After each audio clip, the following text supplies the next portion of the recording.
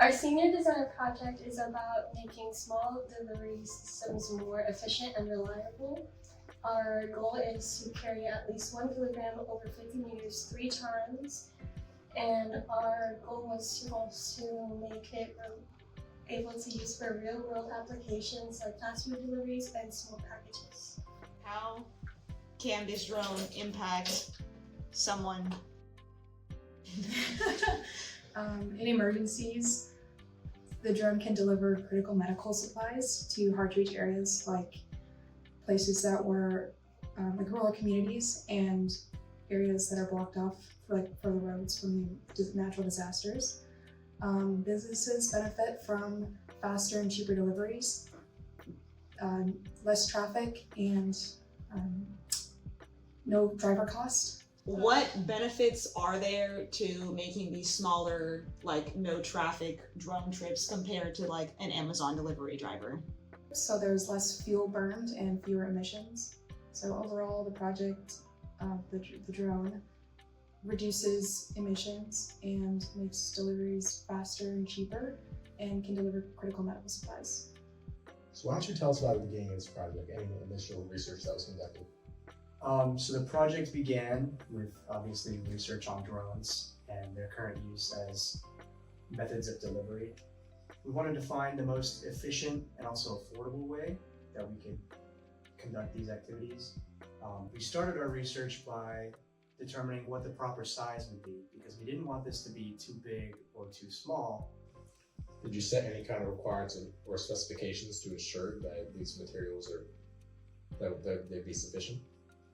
Yes, we did a lot of preliminary research on not just materials, but everything working together, just to be sure that there were no conflicting issues. So how did your team go about component selection? So we really just started with the foundations of what we needed to have to get this thing to fly. So we needed to know what our speed controllers, what amperage they needed to be, how much current they would draw. We needed to know what motors we would need, how fast they would need to spin. We needed to know our propeller size, how big the propeller was, the pitch of the propeller, the flight controller, if we wanted to do autonomous flying, the GPS like this one's capable of. We had to figure out what controllers were available and capable of doing stuff like that. The battery, we had to figure out how big the battery was and how heavy it was going to be and how much power it could deliver, and that would affect flight time. So there was a lot. There's a lot to go into it at the very beginning. We modeled everything in SolidWorks and we made sure all the clearances were good. And we tried to get everything as accurate as we possibly could. So within a couple millimeters to make sure that it would all fit. With a lot of designs, we go through many changes that you have to go through throughout the process. Can you tell us about some of the iterations that this drone specifically went through? Yeah, so we started with sort of the fitment iteration as the very first one. So we 3D printed all the parts that we could. And then we had our carbon fiber parts actually modeled and cut out of MDF just to make sure that everything would fit. And that iteration, we used a Pixhawk, and everything else was pretty much the same. But there was an incident with the PDB. I blew up the flight controller.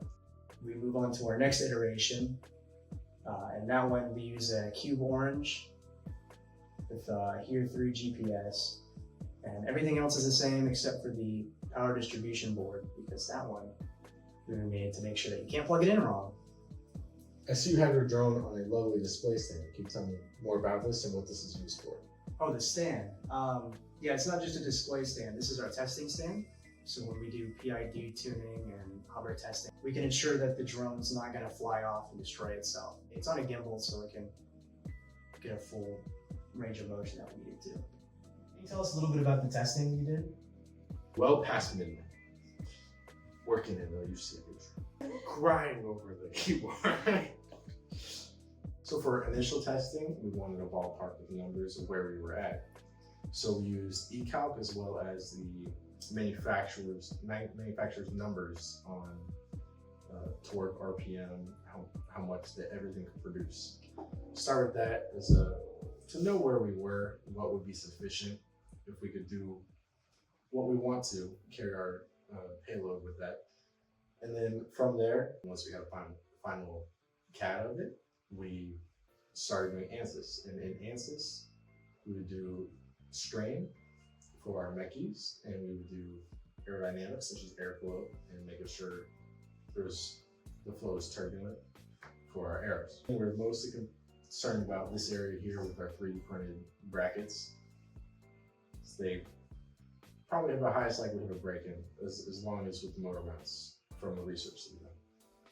For aero, we were concerned about the airflow over the propellers, making sure it doesn't have any problem with the main drone. So we made sure we have enough clearance here so the airflow doesn't come back and have backwash onto our drone. I also want to talk about another module that this flight controller has, and is the telemetry radio module right here. This one is going to be connected to the computer, and the other one, this one, as you can see here, is going to be connected to the flight controller. What it does is, this is a hardware device that is going to create a two-way data link between the computer and the drone. So I can monitor flight data time in real time. For example, the GPS, the battery voltage, the current, the altitude. I also need to talk about the power module right here that is going to be connected to the main power, and it's going to step down the battery voltage to a safety battery voltage in order to power the flight controller. And it also measures the voltage and the current. So that's basically important in order to monitor the voltage and the current in real time.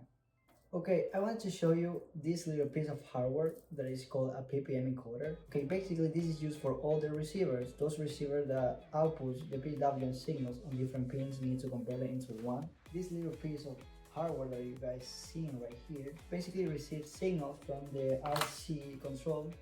So when I move the sticks, or when I change the fly mode, it's gonna send them to the receiver, and the receiver is gonna send them to the flight controller as commands. The receiver we're using is XAR. It features this new technology called SBUS, which is a software. It's a hardware, but it uses a software in order to communicate to the flight controller. Basically, this new feature allows all the channels to be communicated over one wire connection. That's why it was selected as a good option for this project.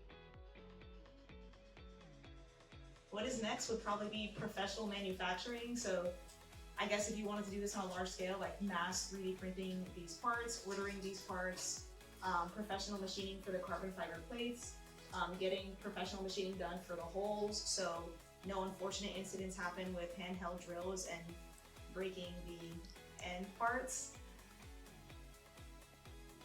What's in the future? What do you want to improve? What do you want to change? What we could improve on is most likely the payload mechanism. Right now it has holes, so you could actually switch out the type of payload mechanism that you have, so you could deliver different shapes, different sizes, as long as it's like not bigger than the foot of the drone. And you could just really shape it into any kind of delivery payload that you would like.